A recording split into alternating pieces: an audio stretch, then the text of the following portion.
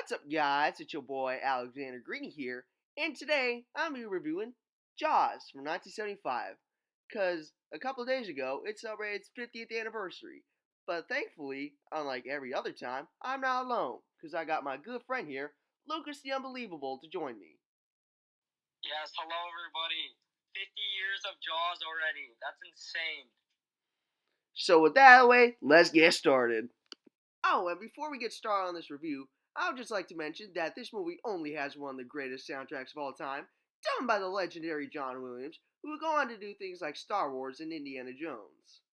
So we start with this movie on a bunch of teens just having a campfire, and then a girl named Chrissy and her boyfriend go out to the beach and jump in the ocean. But let's just say Chrissy doesn't make it back to the shore. The next scene starts with Martin Brody, played by Roy Scheider, heading to the police station to identify the death of Chrissy. Meanwhile, the town of Amity is preparing for their summer on the 4th of July. However, investigating the remains, Brody thinks that a shark attacked her. However, the mayor, Larry Vaughn, played by Murray Hamilton, decides it's no biggie. Besides, we need the profits anyway. Brody drops the case until he sees a young boy, Alex Kittner, get attacked. Meanwhile, the town has a meeting on what they decide to do, and we get introduced to the one and only Quint, played by Robert Shaw, who gives an amazing speech. Quote, "It's not like going down to the pond and catching bluegills and tommy cods." Yeah. Quint accepts a 3,000 bounty, but offers his services for 10.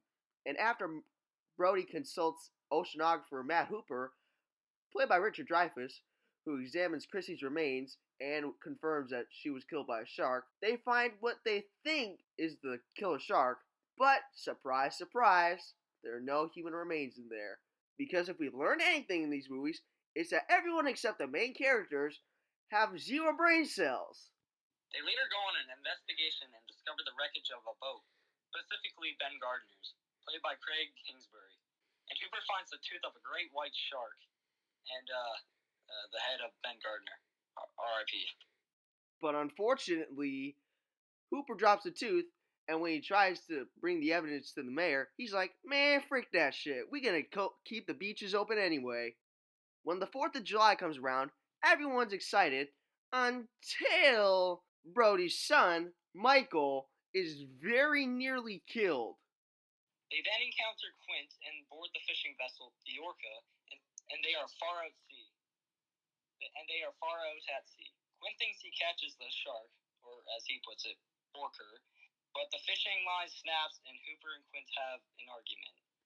Fun fact, the fights were actually real before shooting. Then, just past the hour 21-minute mark, we get our first good look at the shark, comically nicknamed Bruce by both Steven Spielberg after his lawyer, Bruce Rammer, and fans alike. And the score, played by John Williams, once again, accompanying the shark, is just too good. It's just way too good. Yeah.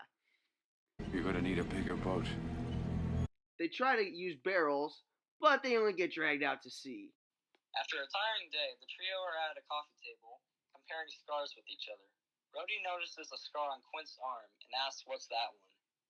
Quint finally tells them, and it's the story of the USS Indianapolis, a World War II heavy cruiser. Quint tells how a Japanese submarine slammed 2 torpedoes into their side.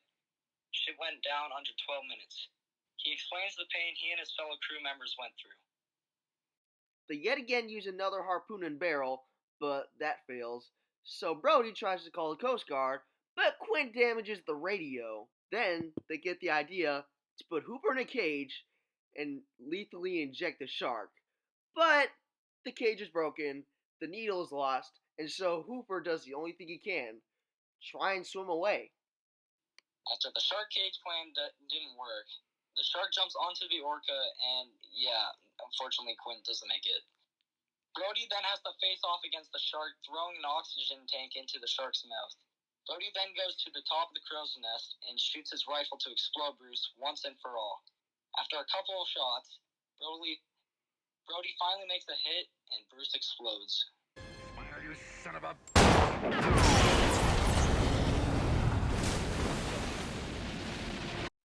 And after all is said and done, Brody and Hooper, who has surfaced, reunite and make their way back to the shore. Overall, it has great music, great suspense, which is why the shark doesn't appear that much. Overall, I would rate this movie an 11 out of 10. It's a classic that deserves to be seen. I personally agree with you, Alex. I think it's an 11 out of 10. It's an outstanding movie, one of my favorites. The effects were really good. The music is really good. Once again, done by John Williams.